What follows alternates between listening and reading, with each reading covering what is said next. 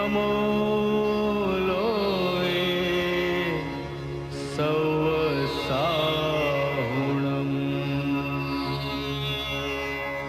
એસો પંચ નમોકારો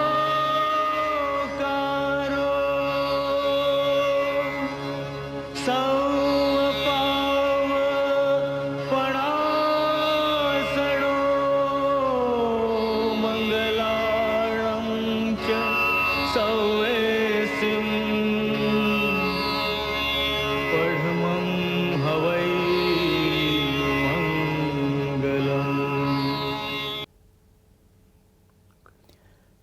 જ્ઞાનમ શરણમ મમ દર્શનમ ચ ચારિત્ર્યમ ચ તપસંયમશ્ચ શરણો શરણો ભગવાન મહાવીરો.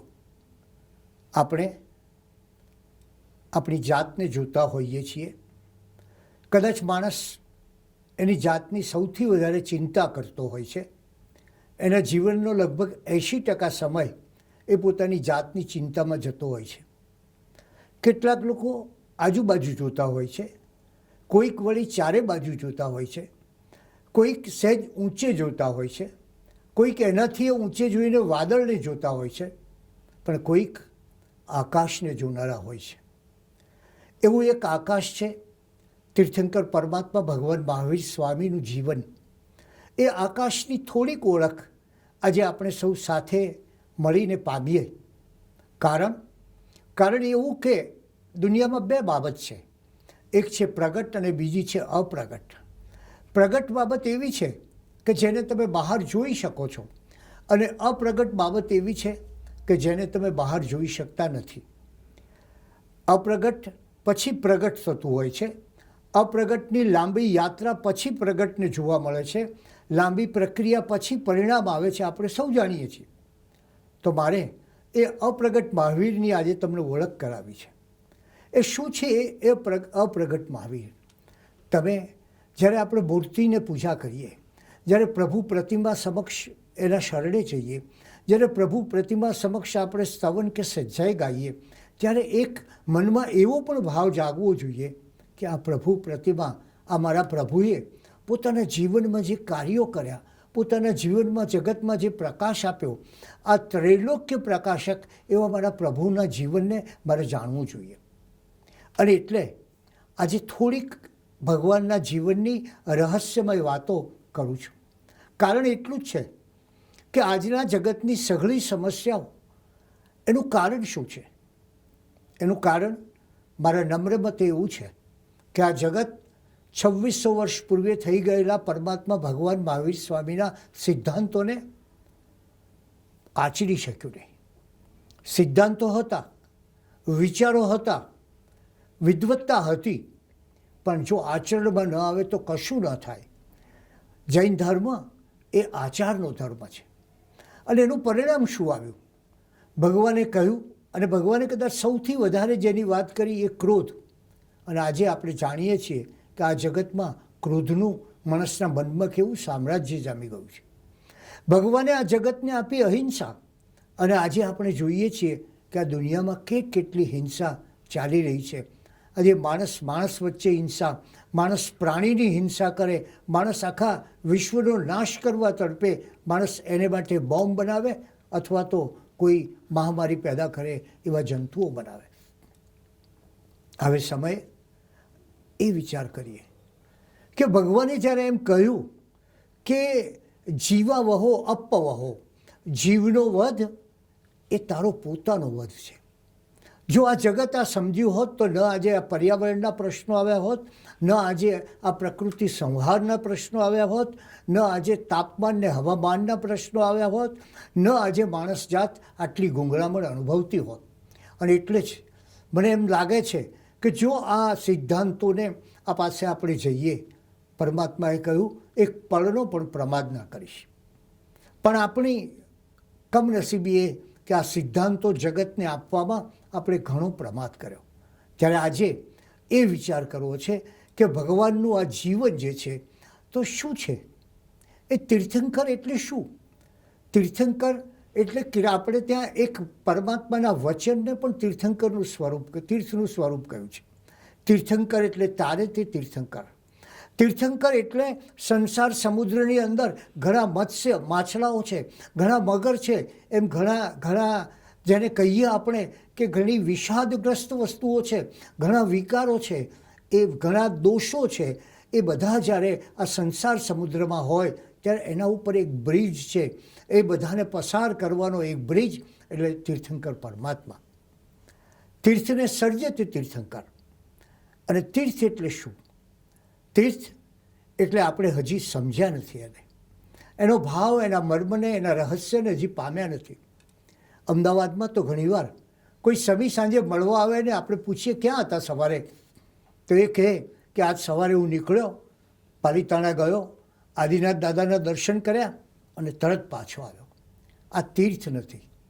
તીર્થની યાત્રા એ પગથી ચાલીને નથી થતી, આત્માથી ચાલીને થાય છે. અને એટલે તમે શત્રુંજય પહાડ પર જાઓ, શત્રુંજય તીર્થની યાત્રા કરો, ત્યારે એક એક ટૂંક પર ચાલો અને તમારા ભીતરની એક એક ટૂંકમાં અજવાળું થતું જાય અને છેલ્લે આજ્ઞાચક્ર જે સૌથી ઉપર હોય એ આજ્ઞાચક્ર એટલે આપણા પરમાત્મા ભગવાન ઋષભદેવ આદિનાથ. આવું વિચાર આપણે નથી કરતા અને એને પરિણામે આપણે યાત્રાઓ કરી જઈએ છીએ, પણ એ યાત્રાથી આપણો બહારના પગ ચાલે છે, બહાર યાત્રા થાય છે, પણ ભીતર એમનું એમ રહે છે. તો યાત્રાનો અર્થ જ એ છે કે તમે બહાર યાત્રા કરો અને તમારા ભીતરમાં પણ એ જ પ્રકારની યાત્રા ચાલુ રહે. એવી યાત્રા વિશે સમેત શિખર જાઓ અને કલ્પના કરો કે જ્યાં 20 તીર્થંકરો જે ભૂમિ ઉપરથી મોક્ષે ગયા છે, કેટલી બધી ચાર્જ ભૂમિ હશે, અને ત્યાં જઈને તમારા હૃદયના બંધ ખોલી દો, તમારા આત્માને ખુલ્લો કરી નાખો અને પછી અધ્યાત્મના ઉર્ધ્વ આરોહણ તરફ જાઓ એટલે તમને ખબર પડશે કે કેવો ભીતરી એક પ્રસન્નતાનો આનંદ તમને પ્રાપ્ત થાય છે. એટલે ભગવાન મહાવીરના ચરિત્રનો વિચાર કરીએ ત્યારે એ તીર્થંકર જેણે એવું તીર્થ સર્જ્યું કે એ તીર્થ પરથી આપણી આધ્યાત્મિક ઉન્નતિની આપણે છલાંગ મારી શકીએ. એ તીર્થ પર જઈ અને આપણે ઉચ્ચ ભાવોના શિખર પર બેસી જઈએ. એ તીર્થ પર જઈ અને આપણે ધીરે ધીરે એ પરમાત્માનો, એ પરમનો સ્પર્શ પામીએ. એ તીર્થ અને એવા તીર્થના સર્જનારા એ તીર્થંકર. એટલે જ્યારે જ્યારે આપણે આ તીર્થંકરનો વિચાર કરીએ ત્યારે એ તો જાણીએ છીએ કે એમને પાસે ધર્મચક્ર હોય, મસ્તક ઉપર 3 છત્ર હોય, એમનું લોહી છે એ શ્વેત હોય, આ બધી ઘટનાઓ જાણીએ છીએ. પણ આપણે સાથે એ પણ જાણવું જોઈએ કે તીર્થંકર એ કેવો એક સરસ ઘાટ છે. એક ઘાટ ઉપર ઊભા હો, બાજુમાં પ્રવાહ વહેતો હોય, એમાં સંસારની નદીના પાસે આ ઘાટ પર તમે ઊભા હો તો સંસારની નદીને તમે આસાનીથી પાર કરી જશો. એટલે તીર્થંકર પરમાત્મા ભગવાન મહાવીર સ્વામી એ એક વિચાર કરીએ તો પુલ છે, અને એ પુલ ઉપર એક બ્રિજ પર આપણું પ્રયાણ થાય, એક શિખર છે એના ઉપર આપણું આરોહણ થાય અને ધીરે ધીરે આ બધું થાય ખરું, પણ એ બહાર નહીં. પરમાત્મા કહે છે ભીતરમાં થવું જોઈએ. એમણે કહ્યું ત્યારે શું જીતવાનું છે? બહારના સામ્રાજ્યો જીતવાના નથી, કારણ કે એવી રીતે તો જીતેલો સિકંદર પણ અંતે હાર્યો છે. તારે જીતવાનું છે તારા ભીતરને, તારા અંદરમાં રહેલા દુશ્મનોને, તારા કામ, ક્રોધ, મોહ, વિકાર, વાસનાને. એના ઉપર જે વિજય મેળવે છે, ભગવાન મહાવીર સ્વામી કહે છે એ જ સાચો આ વિજેતા છે, એ જ સાચો જગત વિજેતા છે જેણે પોતાની ભીતરની દુનિયા પર વિજય મેળવ્યો હોય. અને એટલે આપણે આજે એ વિચાર કરીએ કે ભગવાનના એ સિદ્ધાંતો, ભગવાનનું એ જીવન અને કેવી કેવી એક વિશિષ્ટ ઘટનાઓ ભગવાનના જીવનમાં આપણે જોવા મળે છે. અને એમનો વિચાર ત્યાંથી શરૂ કરીએ કે ભગવાનના નામ કેવા છે. ભગવાનનું એક નામ છે સન્મતિ. ઉત્તર પુરાણ જેવા ગ્રંથોમાં તીર્થંકર પરમાત્માનું નામ સન્મતિ છે. તમે વિચાર કરો કે તમારી પાસે મતિ ન હોય તો શું થાય? બુદ્ધિ હોય પણ અવળે માર્ગે ચાલનારી મતિ હોય તો શું થાય? ત્યારે સન્મતિ, સારે માર્ગે જનારી મતિ. આજે આ દુનિયામાં ખોટે માર્ગે જનારી મતિનો ઘણો વ્યાપ વધી ગયો, ત્યારે આ દુનિયાને સૌથી વધારે જરૂર સન્મતિની છે. ત્રિષષ્ટિ શલાકા પુરુષ ચરિત, કલિકાલ સર્વજ્ઞ હેમચંદ્રાચાર્યની એક મહાન કૃતિ, એમાં ભગવાનનું નામ અને બીજા અન્ય ગ્રંથોમાં પણ વર્ધમાન મળે છે. વર્ધમાન એટલે વધવું. અને એમ કહે છે કે પ્રભુનો જન્મ થવાનો હતો ત્યારે ધન ધાન્યથી પૃથ્વી આખી છલકાઈ ગઈ, બધે જ સુખ વધવા માંડ્યું અને દુઃખ આપોઆપ ઓછું થયું. એ વર્ધમાનના અનુયાયી એને શું ક્યાં વધવાનું છે? એને વધવાનું છે પોતાના ભીતરમાં વધવાનું છે. એક ફ્લેટ મળ્યો અને પછી હાઉસ તરફ દોડ લગાડે એમ વધવાનું નથી.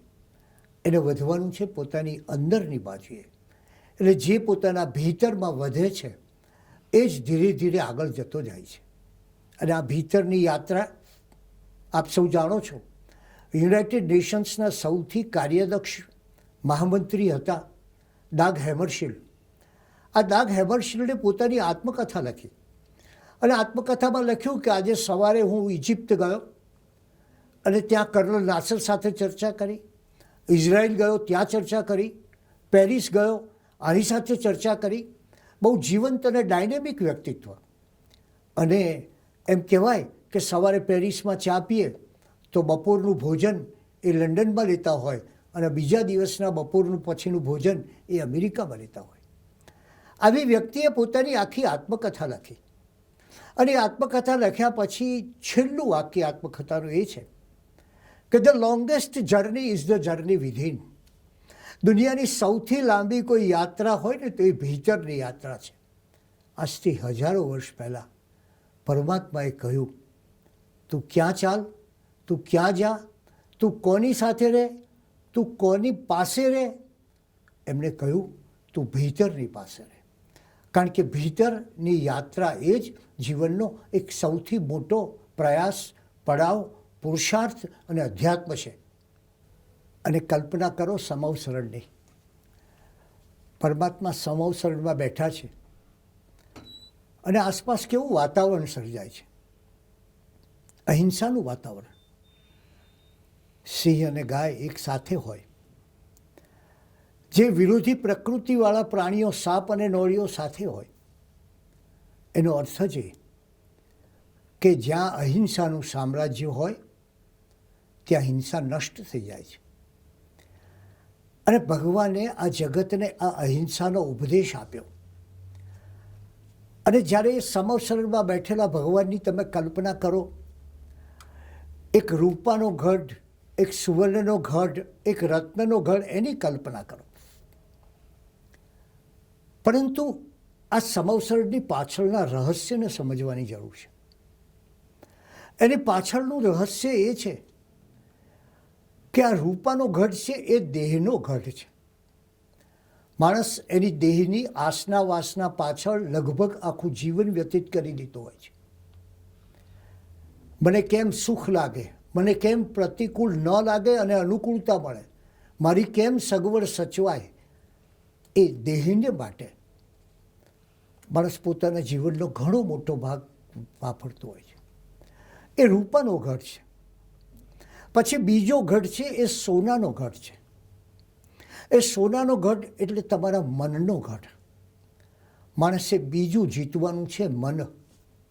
આપણે જાણીએ છીએ કે આનંદગંજી મહારાજે કહ્યું છે કે કુંથુજીને મનડું કિમહીન બાજઈ, જીમ જીમ જતન કરીને રાખવું, તીમ તીમ અવલું ભાજે હો. જેમ જેમ પકડીને રાખું છું એમ અવળું જાય છે, માકડાની માફક દોડે છે. ત્યારે બીજો વિજય પામવાનો છે તે મનનો વિજય છે. ભગવાન મહાવીર સ્વામીના એ વચનોને યાદ કરો. ભગવાને એમ કહ્યું કે આ તારું મન એ તો એક તોફાની ઘોડા જેવું છે, એને લગામ જોઈએ. અને કઈ લગામ? કઈ લગામથી તમે મનને વશમાં કરી શકો? તો એ છે સંયમની લગામ. અને એવો એ સંયમ ભગવાને બતાવ્યો. એટલે કે બીજો ગઢ છે જે સોનાનો ગઢ છે, એ છે મનનો ગઢ. અને ત્રીજો ગઢ છે એ રત્નનો ગઢ છે, એ આત્માનો ગઢ છે.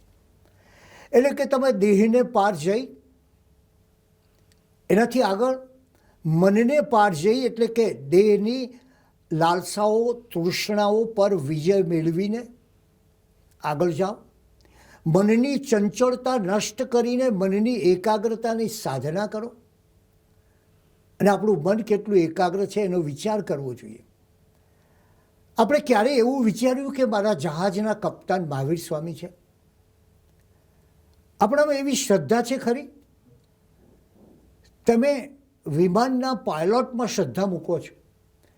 મેં હજી સુધી કોઈ માણસ એવો જોયો નથી કે પ્લેનમાં બેસતા પહેલાં એમ કે જરા પાયલોટને નીચે બોલાવો, એ જરા ગઈ રાત્રે સૂતો છે કે નહીં એ જાણી લઉં, એ બરાબર સ્વસ્થ છે કે નહીં જાણી લઉં, એના ઘેર કોઈ ઝઘડા થયા નથી ને જાણી લઉં, પછી હું વિમાનમાં બેસીશ.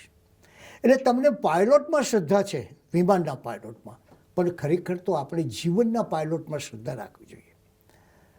અને એ શ્રદ્ધા હોય તો જ તમે આ બીજો ગઢ પાર કરી અને આત્માના ત્રીજા ગઢ સુધી પહોંચી શકો. અને આત્માનો એ ત્રીજો ગઢ પ્રાપ્ત કરો ત્યારે તમને પેલા સમવસરણમાં બેઠેલા તીર્થંકર પરમાત્માનું દર્શન થાય. આજે આપણે એ વિચાર કરવો છે કે આ દેહની તૃષ્ણાઓ, આ મનની લાલસાઓ, એ બધાને પાર કરી મારા આત્મા પાસે જવું. આપ જાણો છો પર્યુષણનો અર્થ જ એ છે. આત્માની નિકટ રહેવું એનું નામ પર્યુષણ. તો હું મારી આત્માની સમીપ રહું. અરે ભારતીય ઉપનિષદો પણ કહે છે, ઉપનિષદનો અર્થ જ છે આત્માની સમીપ રહેવું. એ આત્માની સમીપ રહેવાનો વિચાર આપણે કરવો જોઈએ. અને ત્યારે એ ભગવાનના નામોમાં જે જુદા જુદા નામો છે એમનું એક નામ છે વીર. વીર એટલે કે લૌકિક મુશ્કેલીઓથી કદી નહીં ડરનાર તે. આપણે જરા કલ્પના કરીએ, આપણા જીવનમાં સહેજ નાની મુશ્કેલી આવે ને કેવા આમ ધગધગી જઈએ છીએ, કેવા અકળાઈ જઈએ છીએ, કેવા બાવરા થઈ જઈએ છીએ, કેવા ગુંગળાઈ જઈએ છીએ.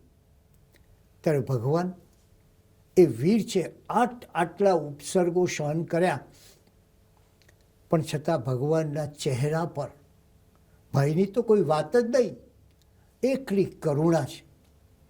અને એ ચહેરા પર, એ પરમાત્માના મુખ પર માત્ર એક વાર આંસુ આવે છે.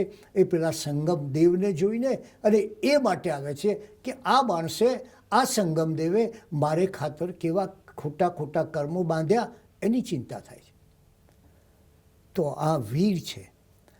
એમનું નામ અતિવીર પણ છે અને એમનું નામ મહાવીર પણ છે.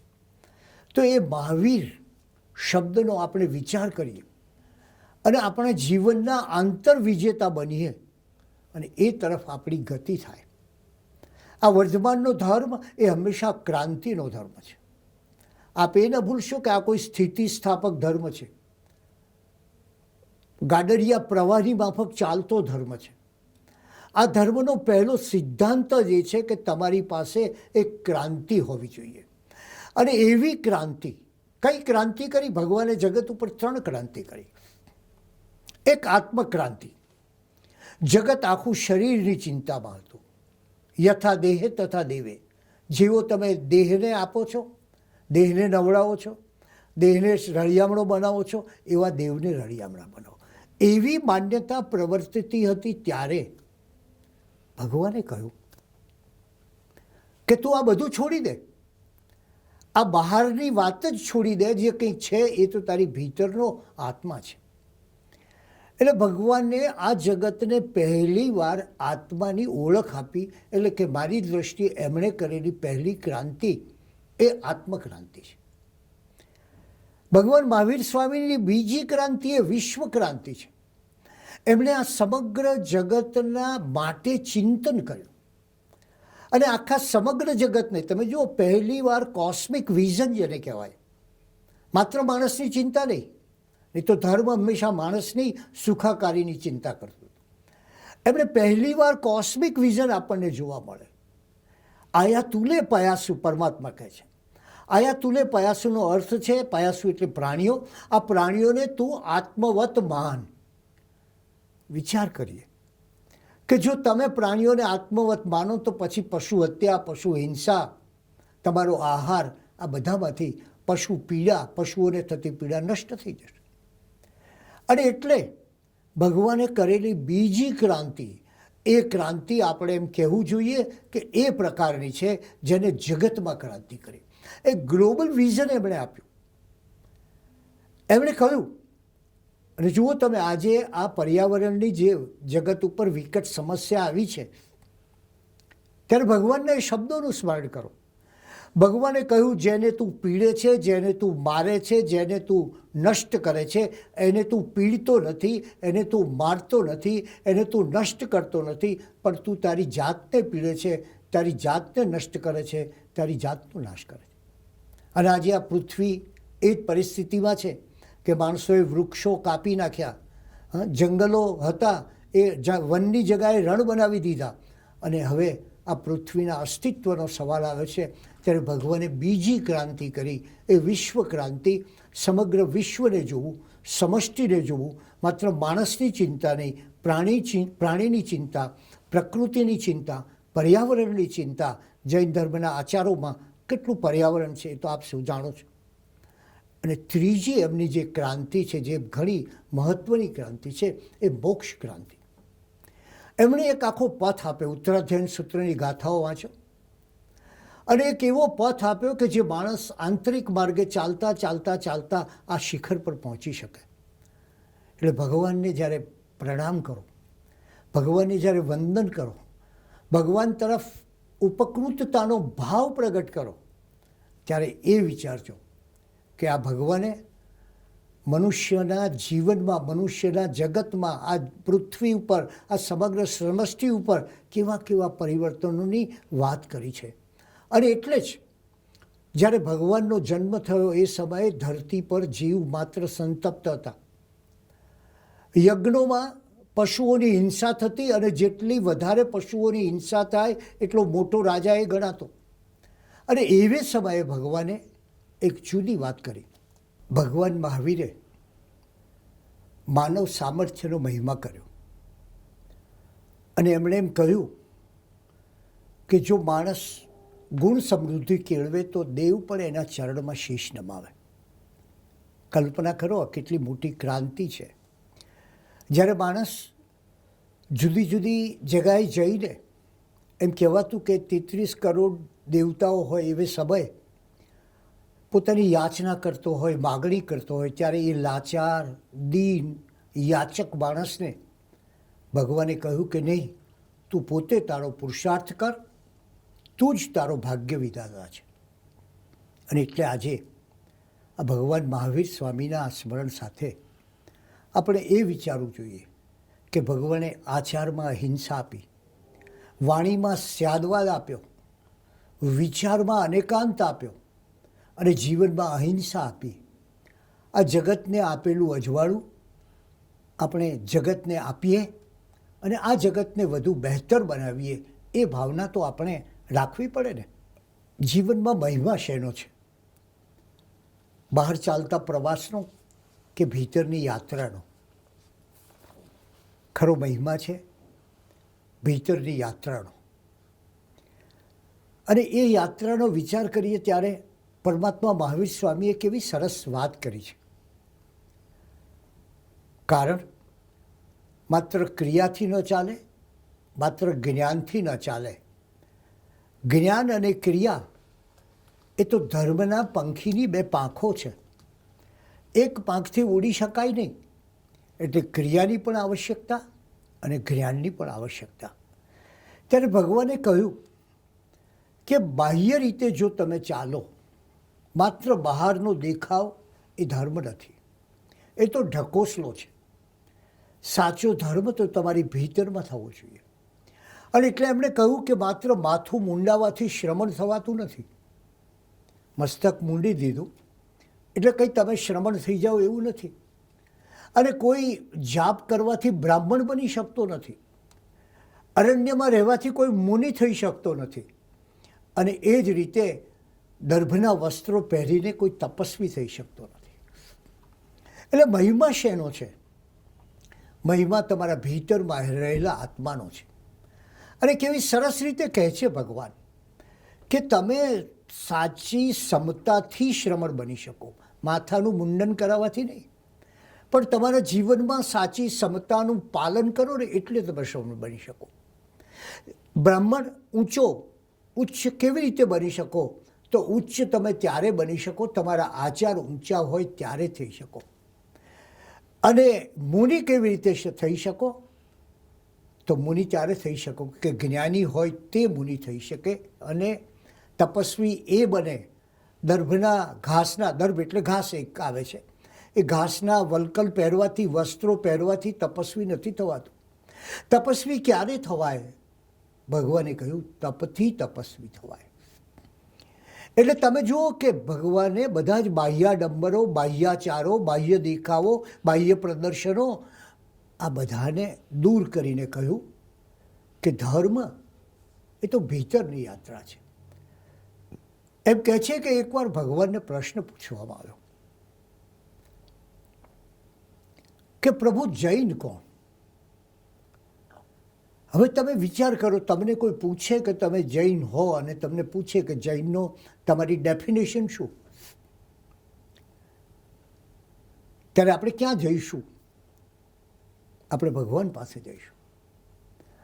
અને ભગવાને માત્ર 2 જ શબ્દમાં જૈન કોણ એનો ઉત્તર આપ્યો. જરા સાંભળજો. ભગવાને કહ્યું વિશુદ્ધ ચેતાહા, જેનું ચિત્ત શુદ્ધ છે તે જૈન, જેનું ચિત્ત અશુદ્ધ છે તે અજૈન. એટલે કે ધર્મ એ આખી ચિત્ત શુદ્ધિની પ્રક્રિયા છે. અને જેમ જેમ તમારું ચિત્ત શુદ્ધ થતું જાય એમ એમ ઊંચા ભાવો આપણા જીવનમાં, આપણા ભીતરમાં, આપણા હૃદયમાં જાગવા માંડે, અને આપણા આત્માની આપોઆપ ઉર્ધ્વતા થાય. અને એટલે જ સૌથી મોટી વાત ભગવાને એ કહ્યું કે આત્મા જુદો છે અને શરીર જુદું છે.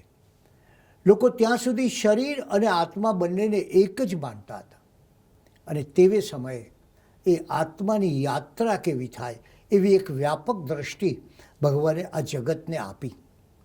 એમના જીવનમાં સમતાનું શિખર જોવા મળે છે, આપણે જાણીએ છીએ. અને એમણે જે કંઈ કલ્પના કરી છે એ કોઈ જાતિ માટે, કોઈ ધર્મ માટે, કોઈ સંપ્રદાય માટે, કોઈ પ્રજા માટે નહીં. એમની કલ્પના છે એ સર્વ જીવોની પ્રસન્નતા માટે છે. અને એ જ આ જૈન ધર્મનું કોસ્મિક વિઝન છે. અને એટલે જ એમણે કહ્યું કે તારે કરવાનું છે શું?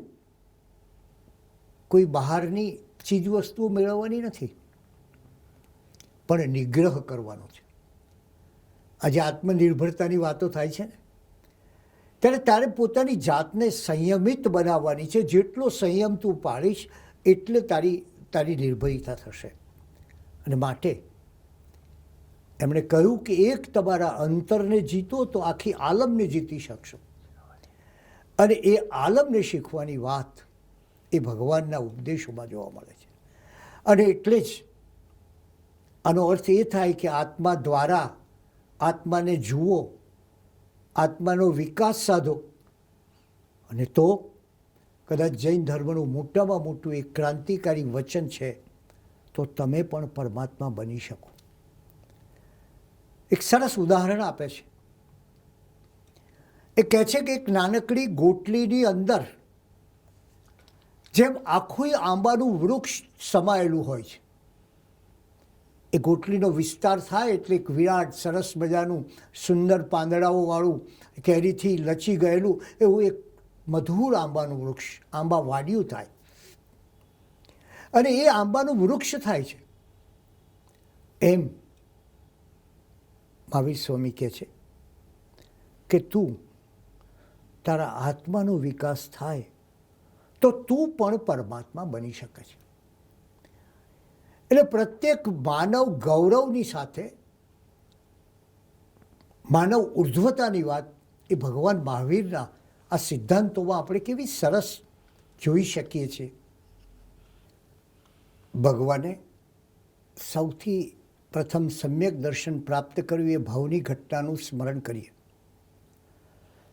પ્રતિષ્ઠાનપુર નગરમાં શત્રુમર્દન નામનો રાજા રહેતો હતો. આ રાજાના મહેલમાં કાષ્ઠ એટલે લાકડાની જરૂર પડે, અને એ લાકડાને માટે એ સમયે નયસાર એ પોતાના સાથીઓ સાથે જંગલમાં ગયો. આ જંગલમાં ભૂલા પડેલા સાધુજનોને એને જોયા, અને નૈસાર એણે જઈને ભિક્ષા આપી, કોચરી આપી. અને એ સાધુજનોને નૈસારની સરળતા સ્પર્શી ગઈ અને નમ્રતા સ્પર્શી ગઈ, એના હૃદયની નિર્મળતા સ્પર્શી ગઈ. વિચાર કરો કે ભગવાનના આ પ્રથમ સમ્યક દર્શન ધરાવતા ભાવનો પ્રારંભ એ નૈસારના હૃદયના કયા ગુણોથી થયો? એની સરળતા, એની નિર્મળતાથી થયો. આપણે જાણીએ છીએ કે આ જગતમાં કદાચ કોઈ સૌથી વધુ અઘરી બાબત હોય તો તે સરળ બનવું તે છે. પણ સરળ નથી બની શકતો. એને કોઈ વાંકા ચૂકા જુદા જુદા રીતે વાત કરવાની આદત પડી જાય છે. અને એટલે શું થાય કે તમને કોઈ માણસ બહુ પ્રેમથી હાથ મેળવ્યો એટલે પહેલાં તમને એના માટે પ્રેમ ન થાય, શંકા જાગે કે આ શા માટે મારી સાથે આટલા બધી લાગણીથી હાથ મેળવે છે. એક સરળતા જો હૃદયમાં હોય અને સરળતાથી જ સચ્ચાઈનો ઉઘાડ થાય છે. સાચા હૃદયમાં જ સત્યનું અનુષ્ઠાન થાય છે. અને ત્યારે ભગવાનનો આ પ્રથમ ભાવ આપણને સરળતાનો કહે છે. ભગવાનના પ્રત્યેક ભાવોની અંદર કેટલા રહસ્યો છુપાયેલા છે તો આપણે જાણીએ છીએ. પણ ભગવાનનું એ પછી રાજકુમાર વર્ધમાનનું સ્મરણ કરીએ અને વિચાર કરો કે રાજકુમાર વર્ધમાનનું જીવન પણ કેટલું સુંદર હતું. જેનું જીવન સુંદર એનો ત્યાગ સુંદર. જો જીવનમાં દુઃખ હોય, ક્લેશ હોય, યાતના હોય, પીડા હોય, અણગમો હોય, અજંપો હોય અને માણસે છોડી અને ત્યાગ કરે તો એના ત્યાગમાં પણ પ્રસન્નતાનો અભાવ હોય છે. ભગવાનનું ગૃહસ્થ જીવન દુર્ભાગ્ય આપણે ભૂલી ગયા છીએ. એવું સરસ ગૃહસ્થ જીવન છે. એટલે એવું નથી કે ભગવાને માત્ર આપણને વૈરાગ્યનો જ ઉપદેશ આપ્યો છે. ભગવાને જે શ્રાવક છે, જે શ્રાવિકા છે, એને એના જીવનને કઈ રીતે વ્યતીત કરવું એની પણ શિખામણ આપી છે. પણ દુર્ભાગ્ય આપણે ભગવાનનું ગૃહસ્થાશ્રમ ભૂલી ગયા. પણ તમે કલ્પના કરો કે એ રાય સિદ્ધાર્થનો રાજમહેલ અને એમાં એક બાજુ રાય સિદ્ધાર્થ બેઠા હોય, બાજુમાં માતા ત્રિશલા બિરાજમાન હોય, આ બાજુ નંદીવર્ધન હોય, જ્યેષ્ઠ બંધુ મોટા ભાઈ, અને નંદીવર્ધનના પત્ની જ્યેષ્ઠા હોય, આ બાજુ યશોદા હોય વર્ધમાનના પત્ની અને પુત્રી પ્રિયદર્શના હોય. અને શું થતું હતું? એમ કહે છે કે એ સમયે આ બધા ભેગા મળીને થોડો સમય ભક્તિ સંગીત કરતા અને પછી રાજકુમાર વર્ધમાન પોતાના ભીતરના ભાવોનું પ્રાગટ્ય કરતા. એક વસ્તુ આપણે યાદ રાખવી જોઈએ કે વ્યક્તિ એ જ્યારે પોતે પરિસ્થિતિનો ગુલામ બને છે ત્યારે એ પરિસ્થિતિ વિશે યોગ્ય વિચાર નથી કરી શકતો. ભગવાન પાસે એમણે જોયું કે જે રાજકુમાર કહેવાય છે એની વીરતા ક્યાં છે? એની વીરતા શિકાર કરવામાં છે. અને ભગવાન સ્વયં રાજકુમાર હોવા છતાં એ વીરતાનો વિચાર ફગાવી દીધો. એમણે કહ્યું, તું વીર શાનો? આ અબોલ મૂંગા પ્રાણીને મારે એ વીર શાનો?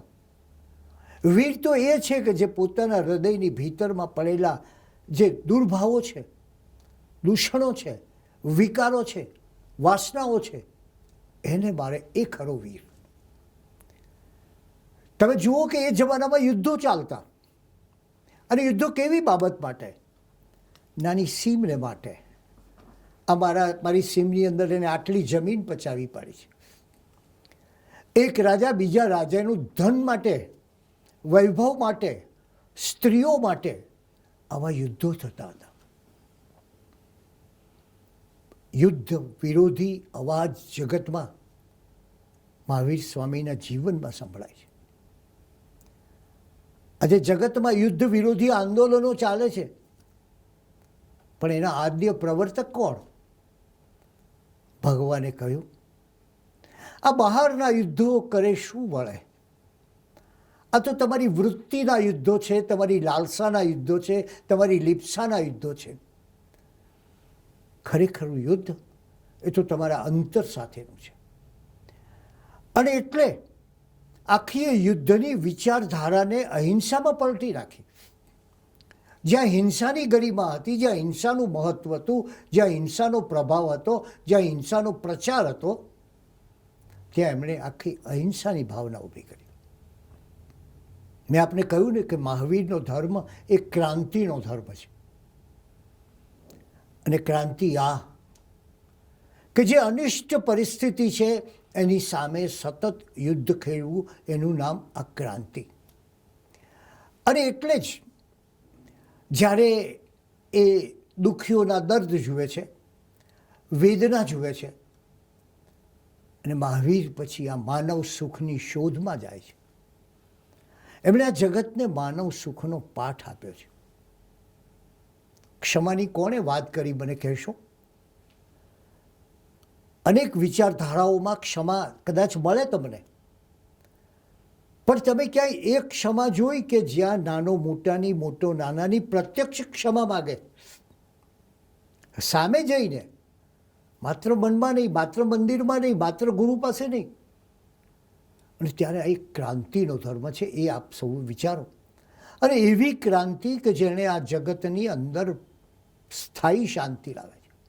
એટલે હું હંમેશા કહું છું કે આ ઉપદેશ એ પ્રાચીન નથી, એ અર્વાચીન નથી, એ શાશ્વત છે, સદાકાળ રહેનારો છે. માણસ જાતિના હિતને કરનારો, સદાકાળ ટકનારો આ ઉપદેશ છે.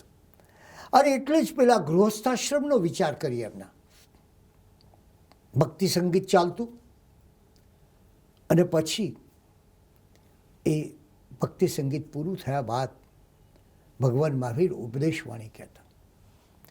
આવો એક નાનો પ્રયોગ ઘર શાળાનો,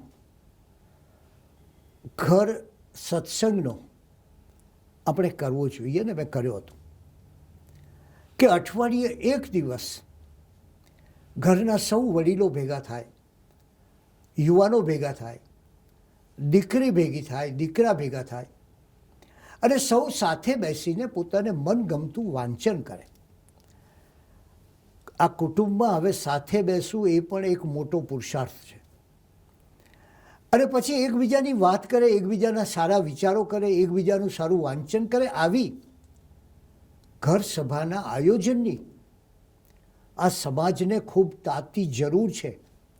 કારણ કે એના સંસ્કાર, એના મૂલ્યો, એની ભાવનાઓ એ ધીરે ધીરે એટલી ઝડપથી ઘસાય છે કે જો આવી ઘર સભા ન હોય તો એ બાળકને પોતાના બાળપણમાં આ સંસ્કારો નહીં મળે. અને સંસ્કાર વિનાનો માણસ એ તો એમ જ વિચારશે ને કે મારે શું, આને એક નાક છે ને બે કાન છે, એમ મારે છે, અમે ક્યાં કોઈ ફરક છે? માણસનો ફરક પડે છે એના સંસ્કારોથી, એના મૂલ્યોથી, એની જીવનશૈલીથી. અને એવી રીતે ભગવાનને ત્યાં ગૃહસ્થાશ્રમમાં રોજ સાંજે આવી ઘર સભા થતી, એમાં ભગવાનનો ઉપદેશ વહેતો.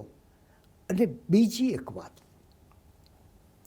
કે ભગવાને જ્યારે ત્યાગ કર્યો, આ ત્યાગ વિશ્વનો એક વિરલ ત્યાગ છે.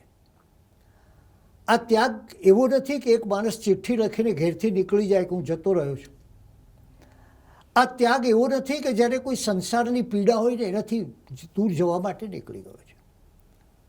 આ ત્યાગ એ તો એક ભવ્ય ત્યાગ છે. અને એની ભવ્યતા એ છે કે એમાં કેવું નારી ગૌરવ સમાયેલું છે એનો વિચાર કરો. ભગવાન સ્વયં યશોદાને પોતાના ત્યાગના પંથની વાત કરે છે. અને એમના પત્ની યશોદા પણ પ્રભુના હૃદયના ભાવોને જાણે છે. એ પ્રભુની જે ઉચ્ચ ભાવનાઓનો સમાદર કરે છે. અને એટલે જ આ ત્યાગની ઘટના જરા તમે ગ્રંથોમાં વાંચો તો મજા આવશે કે આ ત્યાગ વેળાએ યશોદા જાણે કોઈ સ્ત્રી, કોઈ ક્ષત્રિય સ્ત્રી, ક્ષત્રિયાણી પોતાના પતિને યુદ્ધમાં જવા માટે પૂરા પ્રોત્સાહન અને પ્રેરણાથી મોકલતી હોય એ રીતે ત્યાગ છે. કેવો અદ્ભુત ત્યાગ છે. અને એનો ઉત્સાહ છે પોતાના પતિના અધ્યાત્મ માર્ગે વિજય પામવાની ઘટનાનો એક ઉત્સાહ અને આનંદ છે. એટલે બે વાત છે, એક તો પત્નીનો આદર, સ્ત્રીનો આદર. મનુષ્ય જાતિને આ સ્ત્રીનો આદર અહીંયાથી શીખવો પડે. આપ સૌ જાણો છો, ભગવાન ઋષભદેવની બંને પુત્રીઓ કેટલી વિદ્વાન હતી. બ્રાહ્મી, જેણે આખી 14 ભાષાની જાણકાર, જેણે જગતને એક લિપિ આપી. તો એ વાત છે કે ત્યાગ કેવો, પ્રસન્નતાથી નીકળવું. અને મહાવીર નીકળે છે ત્યારે પોતાની કુલ માતાને પ્રણામ કરે છે. આ ત્યાગ છે, આ આદર છે. અને આવા ભગવાનના એક ગૃહ મહાભિનિષ્ક્રમણનો વિચાર કરો તો પણ કેટલું રહસ્ય છે. હું માનું છું કે પરમાત્માની મૂર્તિના જ્યારે દર્શન કરીએ, જ્યારે એને ભાવથી પ્રણામ કરીએ, જ્યારે પ્રભુ સેવા કરીએ, ત્યારે એ પણ વિચાર કરીએ મારા પ્રભુ કેવા હતા. એ પ્રભુનું વર્ણન કરતા કલિકાલ સર્વજ્ઞ હેમચંદ્રાચાર્ય, જેમને કળિયુગમાં સર્વજ્ઞ કહેવામાં આવે છે, અને એમ કહેવાય છે કે વિદ્યાનું કોઈ પણ ક્ષેત્ર એ એમની રચના વગર રહ્યું નહોતું. એમણે એમના જીવનમાં 3.5 કરોડ શ્લોકોથી વધુ શ્લોકોની રચના કરી. આવા કલિકાલ સર્વજ્ઞ મહારાજાએ વિતરાગ સ્તવમાં પ્રભુ મહાવીરનું વર્ણન કરતા એમ કહ્યું છે કે પ્રભુ તારી શાંતિ અદ્ભુત છે. બહાર ઝંઝાવાત હોય, બહાર ઉપસર્ગ હોય, બહાર આપત્તિ હોય, બહાર અનેક દુર્ઘટનાઓ ઘટતી હોય, અને એવે સમયે ક્યારેક ચંડકૌશિક સર્પ આવે, ક્યારેક શૂલપાણી યક્ષનો ઉપદ્રવ હોય, ક્યારેક કઠપૂતના એમને યાતના આપતી હોય. આ બધા સમયે ભગવાનની શાંતિ, એ શાંતિની રેખામાં એક નાનો પણ, એ લકીરમાં એક ફેર પડેલો છે. એટલે કલિકાલ સર્વજ્ઞ હેમચંદ્રાચાર્ય મહારાજ કહે છે કે તમારી શાંતિ તો અદ્ભુત છે, અને એવું અદ્ભુત છે તમારું રૂપ, અને એથી એવી અદ્ભુત છે તમારી કૃપા. એ કૃપા જેને પ્રાપ્ત થાય એને જીવનના સર્વોચ્ચ શિખરો, એ અધ્યાત્મના શિખરો પર પહોંચી શકે. એટલે છેવટે આ વર્ણન કરતાં કરતાં કરતાં કલિકાલ સર્વજ્ઞ મહારાજા કહે છે કે પ્રભુ તમે તો અદ્ભુતોના ભંડાર છો. આ માત્ર શબ્દ નથી, આ માત્ર વાણી નથી, આ માત્ર કથન નથી, આ એક મહાન હકીકત છે. એનું કારણ એ છે કે ભગવાન મહાવીરની ધ્યાન સાધનાનો તમે વિચાર કરો. જગત આખું કહેતું કે પદ્માસન લગાવીને, પલાઠી લગાવીને, આંખો બંધ કરીને, એક સ્થાન ઉપર બેસીને, એક આસન ઉપર બેસીને તમે ધ્યાન કરો. હું પલાઠી લગાવું, પદ્માસન કરું, આંખો બંધ કરું અને ધ્યાન કરું, એ પ્રમાણમાં સરળ છે. ભગવાને જે જગતને ધ્યાન આપ્યું એ જુદા પ્રકારનું છે. ભગવાને પહેલી વાત કરી કે તમારી ધ્યાન માટે કોઈ સમય હોતો નથી. સવારે થાય, સાંજે થાય, જ્યારે ધ્યાન જ વ્યક્તિએ ધ્યાનરત રહેવું જોઈએ. એમણે બીજી વાત કરી, ખુલ્લી આંખનું ધ્યાન. આપ વિચાર કરો કે આપણે આંખો બંધ કરી દઈએ તો આખી દુનિયા બંધ થઈ જાય તો બહુ આસાનીથી આપણે ભીતરમાં જઈ શકીએ. પણ આપણી આંખો ખુલ્લી હોય, આખું જગત હરતું ફરતું દોડતું હોય, અને એવે સમયે તમે ધ્યાનસ્થ રહો, એ કેટલી અદ્ભુત ઘટના છે. આવા ધ્યાનની ભગવાને વાત કરી. એથી આગળ જઈને એમણે કાયોત્સર્ગ ધ્યાનની વાત કરી કે જે ધ્યાનની અંદર શારીરિક, માનસિક, આ બધી જ ક્રિયાઓ શાંત થઈ ગઈ હોય. એકમાત્ર સૂક્ષ્મ શ્વાસ સિવાય કોઈ ક્રિયા ચાલતી ન હોય. અને હજી એથી વધારે કઠિન ધ્યાન એમણે આપ્યું, અને એ છે કાયોત્સર્ગ ધ્યાન, કે જ્યાં માત્ર શ્વાસની સૂક્ષ્મ ક્રિયા સિવાય કશું ન થતું.